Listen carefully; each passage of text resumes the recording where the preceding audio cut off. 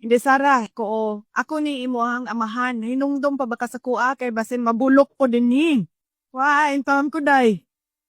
Anak ko, sige ginatrabahoan na namo. Kada adlaw. Di na ko makatulog kay maguna-una ko.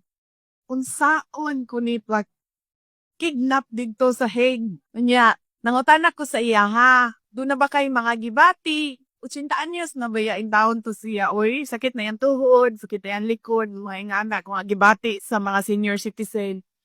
Anak ko, kantong sakit sa imo uno, kanang imuhang bikong sa tiil, ko ireklamo na sa doktor na baka gibati.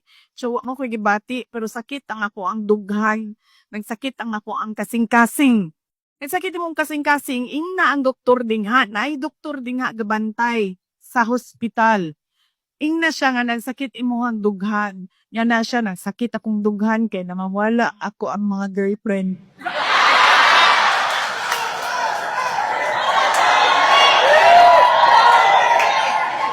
Noon ko sa iya, ko ayaw kaguol.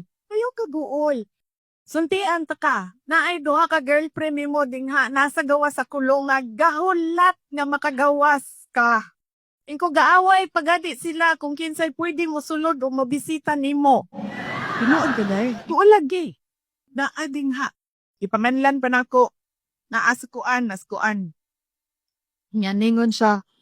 Miapil mo hang mama sa ila kaaway sa ako aday.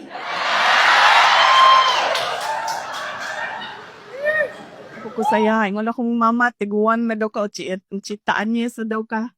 Di nga daw siya nimo.